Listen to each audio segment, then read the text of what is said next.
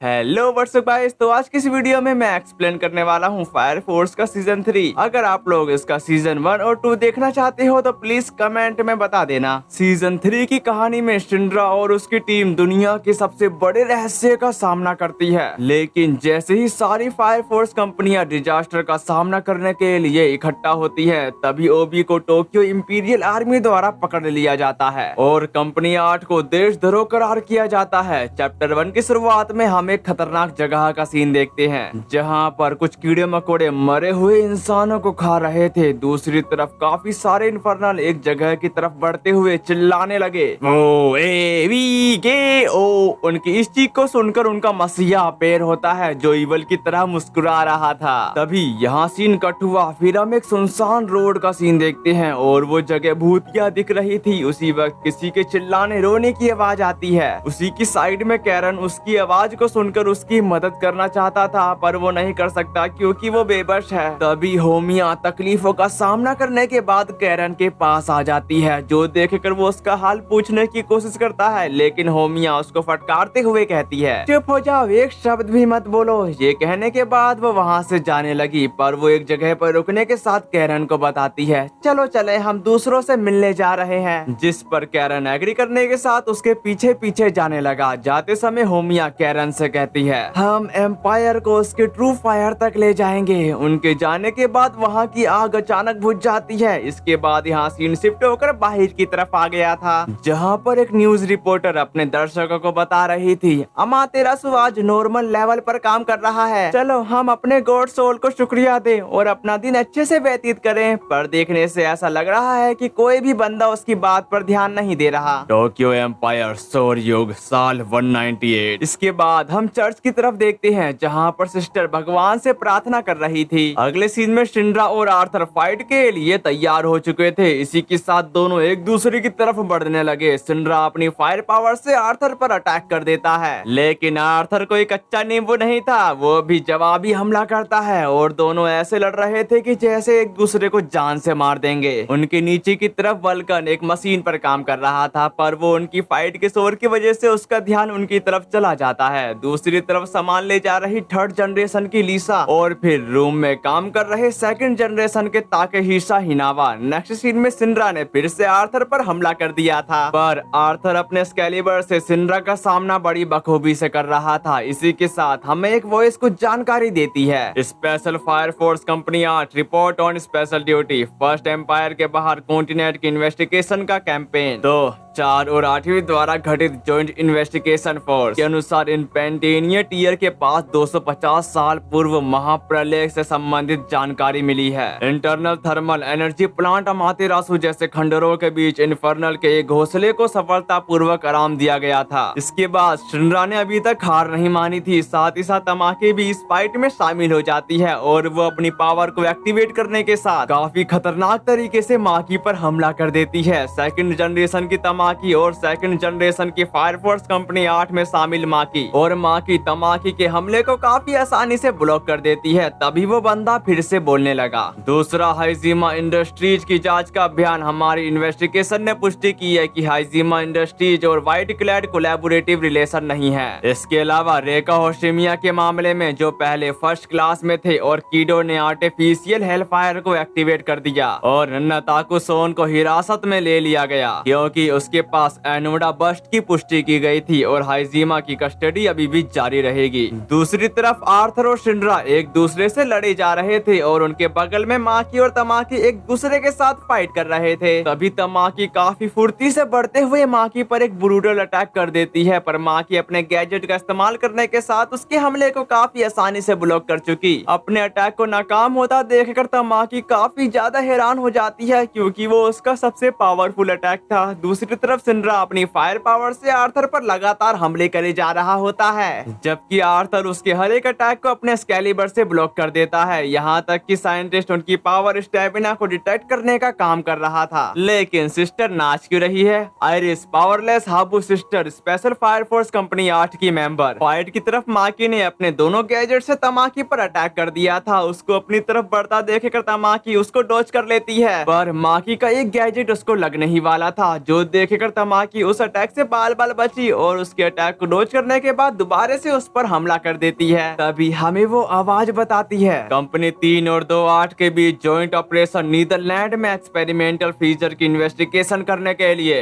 Imperial सेना ने Netherlands में एक white clad human user centre की खोज की। हमने उनसे रिक्वेस्ट की और वो इसमें शामिल हो गए। जॉइंट इन्वेस्टिगेशन 2nd, 8th और 1st लेफ्टिनेंट ताकेगी इंपीरियल आर्मी का ओज, साथ ही टोक्यो एम्पायर के अंडर लैंड को डिस्ट्रॉय करने की व्हाइट क्लैड की प्लानिंग का पता चला। उस प्लानिंग को सफलतापूर्वक रोक दिया गया, जिसके बाद तमाकी काफी तेजी से माकी की तरफ जाते हुए एक फायरबॉल क्रिएट कर देती है। उस फायरबॉल को देखकर माकी भी हैरान हो गई थी, पर वो उस पर हमला कर पाती उससे पहले ही माकी ने उसके हाथ को पकड़ लिया था। साथ ही साथ वो गोरिल्ला बनते हुए उसका हाथ का कचुम्बर निकालने लगती है, जिसकी वजह से तमाकी को दर्द हो रहा था। उसका हाथ दबाने के बाद माकी तमाकी को फेंक देती है, लेकिन फेंकते समय उसके कपड़े निकल जाते हैं और वो सीधे जाकर उन दोनों के सामने गिर गई। जबकि आइरिस उसकी ऐसी हालत को देखकर हैरान लग रही थी। तभी साइंटिस्ट का लैपटॉप आवाज करने लगा, यहाँ तक कि वो आवाज बताती है इन सभी कार्यों में हमारी एक्टिविटी के रिजल्ट हमारे SFF कंपनी के एम्पायर के भीतर वेरियस पावर के बीच रिलेशन रिलायबल रूप से स्ट्रॉन्ग हो गए हैं। तभी आर्थर उस पर अटैक करने के लिए पूरी तरह से तैयार हो चुका। उसी वक्त साइंटिस्ट के लैपटॉप में वार्निंग आने लगी। दूसरी तरफ सिनरा भी एक इविल स्माइल के साथ अपनी पूरी ताकत से हमला कर देता है, जिसके बाद दोनों के पावरफुल अटैक आपस में टकराने लगे। ये है 3rd जनरेशन का सिनरा जो कंपनी 8 का जरूरी बंदा है, और ये 3rd जनरेशन का आर्थर नाइट जिसका स्क्रू ढीला है। और उन दोनों का अटैक इतना ज्यादा खतरनाक था कि उनकी फ्लेम बाहर की ओर जा रही थी। इसी के साथ यहाँ सीन शिफ्ट होकर टोक्यो फायर डिपार्टमेंट की तरफ आ गया था। फिर हम उसी बंदे को देखते हैं जो इतनी देर से हमें कुछ जानकारी दे रहा था, पर वो सामने वाले पर्सन से कहता है इससे मेरी रिपोर्ट खत्म हुई और ये इंसान है कंपनी 8 का कैप्टन आकितारो ओबी। तभी वो बंदा उससे कहता है आसाकुसा और हाइजिमा दोनों ने हमें कोऑपरेशन का वादा किया है। जो सुनकर ओबी बोला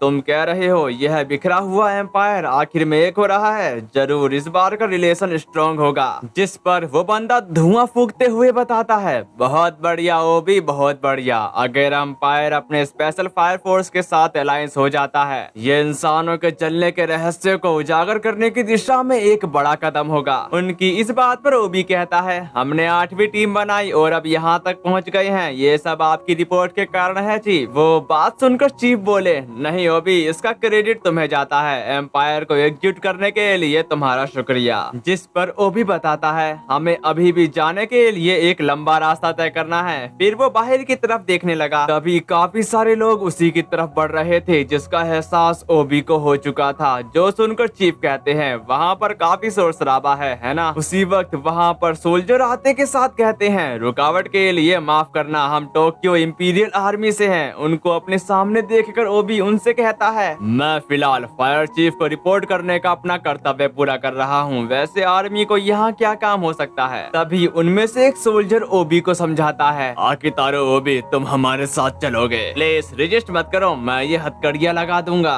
उसकी ऐसी हरकतों को देखकर चीफ भड़कते हुए कहते हैं तुम उसे अंदर ले जा रहे हो, इसका क्या मतलब है। तभी ओबी उनको चुप कराते हुए कहता है ये सब ठीक है, लगता है इनको किसी प्रकार की गलत फहमी हो गई है, क्या आप इसके बारे में हिनावा को बता सकते हैं। फिर वो आर्मी उसको वहाँ से ले जाने लगी, पर वो अपने सामने देखता है जो देखकर उसके पैरों तले जमीन खिसक चुकी थी, क्योंकि उसके सामने व्हाइट पोशाक वाले खड़े थे। उनको अपने सामने देखकर ओबी भड़कते हुए कहता है व्हाइट पोशाक वाले यहाँ क्यों हैं। फिर यहाँ सीन शिफ्ट होकर कंपनी 8 की तरफ आ गया था, जहाँ पर आइरिस की आंख बंद थी, पर वो खोलने के साथ अपने सामने इस नजारे को देखकर काफी ज्यादा हैरान हो जाती है, क्योंकि दोनों ने एक दूसरे की मुंह की चटनी बना दी थी। उसी वक्त माँ की उनको फाइट खत्म करने को कहती है। इसके बाद तमाकी अपनी उतरी हुई ड्रेस को पहनने लगी। दूसरी तरफ वो दोनों जंगली सूरों की तरह लड़ रहे थे। तभी आर्थर गुस्से में सिनरा से कहता है मैं तुम्हें सील कर दूंगा, तुम्हें मेरा आभारी होना चाहिए सिनरा शैतान। शैतान वाली बात सुनकर सिनरा पहले से भी ज्यादा भड़कते हुए कहता है मैं शैतान नहीं हूँ, मैं हूँ हीरो। उसी वक्त पीछे से माकी की आवाज आती है हे तुम मेरे हाथों से पिटना चाहती हो। माकी की आवाज को सुनकर उन दोनों की लड़ाई कुछ देर के लिए रुक चुकी थी, पर वो फिर से शुरू हो जाते हैं। उन दोनों के इस झगड़े की वजह से माकी परेशान हो चुकी थी। फिर वो आइरिस को बताती है सिस्टर उस चीज का इस्तेमाल करो जो तुमको वल्कन से मिला है, और ये सुनते ही उसने वो बटन दबा दिया। तभी वहाँ पर एक गधा और एक लोमड़ी का सर उन दोनों से टकरा जाता है और इसी के साथ उनका झगड़ा खत्म हो गया। उनके नीचे की तरफ वल्कन वहाँ के इस नजारे को देखकर कर कह रहा था, ऐसा लगता है कि जो मैंने चीज सिर्फ जरूरत के लिए बनाई थी वो काम आ गई। ऊपर की ओर तमाकी चैन लगा रही थी, तभी माकी आते के साथ उससे कहती है, आशा कुशा जाने से तुमको सच में सुधार करने में मदद मिली है। उसकी ये बात सुनकर तमाकी उसका तुरंत शुक्रिया अदा करती है। तभी माकी ने कहा,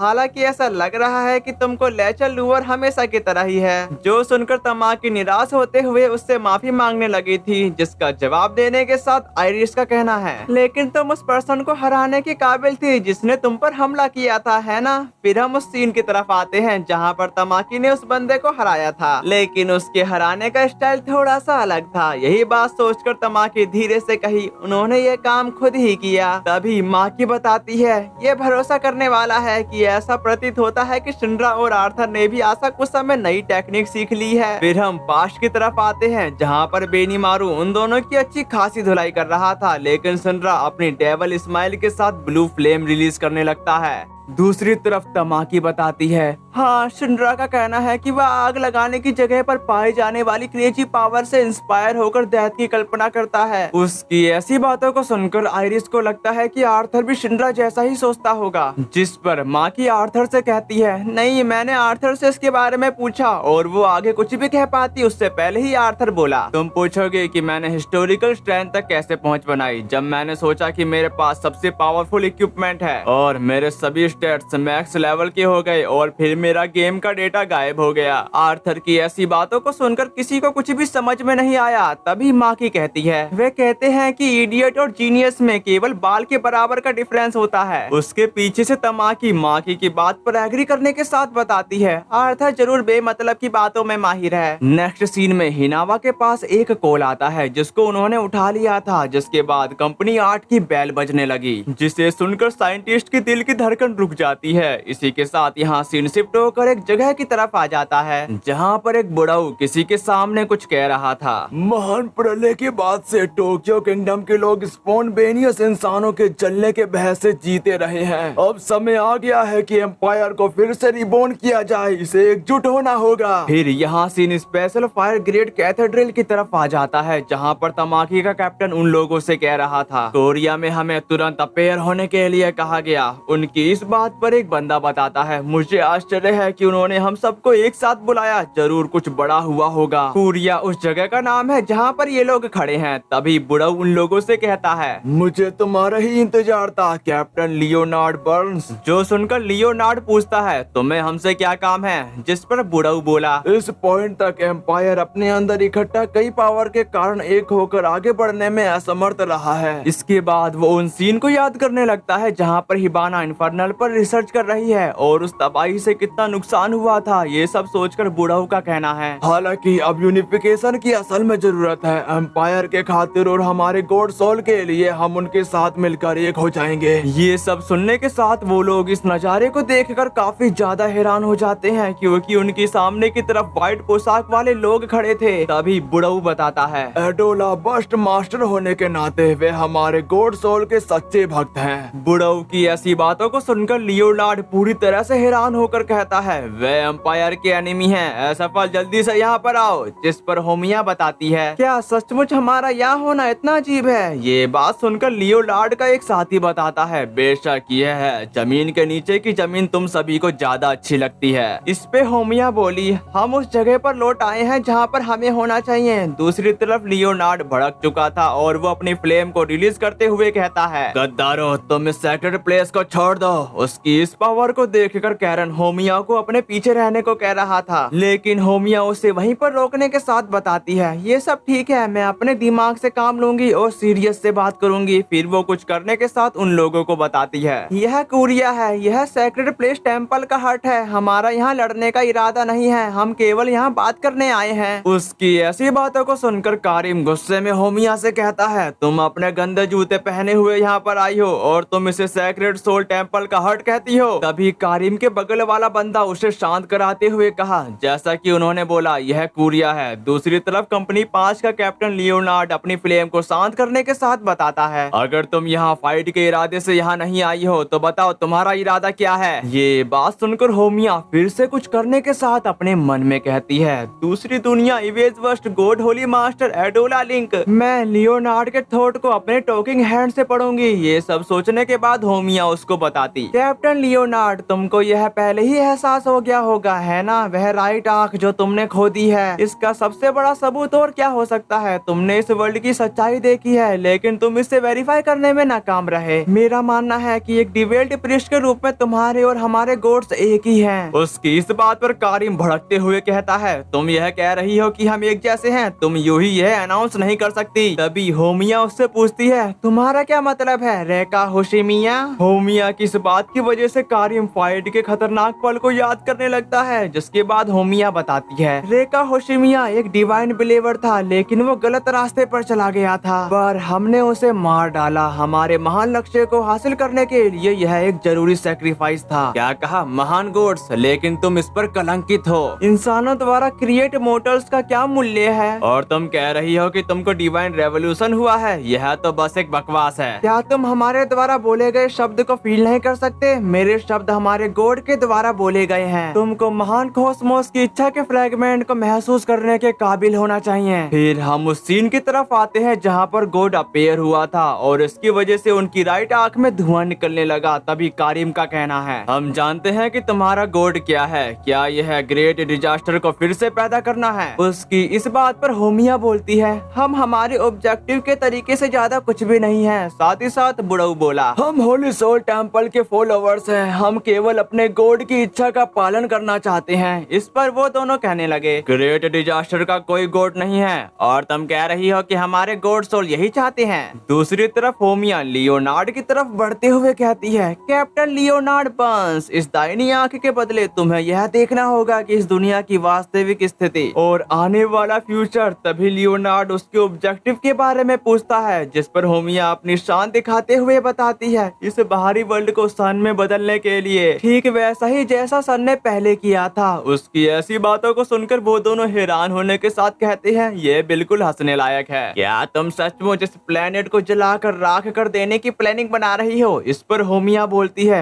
अपना विश्वास साबित करो लियोनार्ड बर्न्स। अगर तुम सचमुच उतने ही डिवाल्ड प्रिस्ट हो जितना तुम कहते हो, तो तुम्हें दिखाना होगा इसकी संपूर्ण अलौकिकता। बिल्कुल सही डिसीजन, भरपूर अंधी भक्ति, ह्यूमन नॉलेज की समस्याओं के परे जारी करो, डिवाइन पागलपन। उसके कहने के बाद लियोनार्ड बर्न्स की आंखों के सामने काफी सारी इमेजेस आने लगती है। इसके बाद लियोनार्ड उसके आगे झुक चुका, क्योंकि उसकी आंखों के सामने स्वयं गॉड सोल थी। इसी के चलते ही होमिया ने अपनी पावर से लियोनार्ड को पूरी तरह से कंट्रोल कर लिया था। उसको होमिया के सामने झुकता देखकर उसके साथी काफी ज्यादा हैरान हो जाते हैं। इसके बाद यहाँ सीन कंपनी 8 की तरफ आ जाता है, जहाँ पर उनको पता चल चुका था कि कैप्टन ओबी को पकड़ लिया गया है, जिस पर हिनावा उन सबको बताता है। जब वह फायर डिफेंस एजेंसी के फायर चीफ को अपनी रिपोर्ट दे रहे थे, तभी आर्मी आई और उन्हें वहाँ से ले गई। फिलहाल उन्हें आर्मी की निगरानी में हिरासत में रखा गया है। मुझे बताया गया कि सफेद पोशाक वाले लोग आर्मी के साथ थे। इसका मतलब यह है कि कैप्टन को सफेद पोशाक वाले लोगों ने ही पकड़ा है। उनकी इस बात पर वो लोग कहने लगते हैं, ये कैसे हो सकता है? वह कैप्टन को क्यों ले जाएंगे